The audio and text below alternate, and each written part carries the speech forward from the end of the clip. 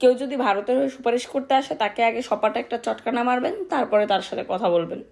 অনেকেই বলছে যে বাঁধ না খুললে ভারতের ত্রিপুরা ডুবে যেত, তারা বাধ্য হয়ে বাঁধ ছেড়েছে, পরে বাঁধ অটোই ভেঙে যেত, তখন আরো বেশি ক্ষতি হতো। তাই এখানে ভারতের আসলে কোনো দোষ নেই। চলুন এই কথার ফাঁকটা একটু বোঝার চেষ্টা করি। নদী চলবে নদীর মতো, এতে তারা বাদ দিল কেন শুরুতেই? কারণ তারা বাংলাদেশকে পানি থেকে বঞ্চিত করে রেখেছিল এতদিন। নদীকে নদীর মতো চলতে দিলে নদীর গভীরতা এবং প্রশস্ততা ঠিক থাকতো। তখন বেশি পানি আসলেও নদীটা সহ্য করতে পারত, পানি সহজে সমুদ্রে পৌঁছতো। কিন্তু বাদ দেওয়ার কারণে বাংলাদেশের নদীগুলো শুকিয়ে খালের মতো হয়ে গেছে, পলি জমে অগভীর হয়ে গেছে, জায়গায় জায়গায় চর জন্মেছে।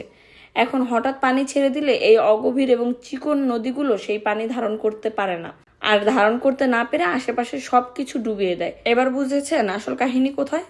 কোনো লোক এখন ভারতের সাফাই গাইতে আসলে বা কোনো ধানাই পানাই করলে, যেমন ভারতের তো উপায় ছিল না তাই বাধ্য হয়ে ছেড়েছে, ওরা চটকানা মেরে বলবেন তাহলে বাঁধটা শুরুতে দিয়েছিলি কেন?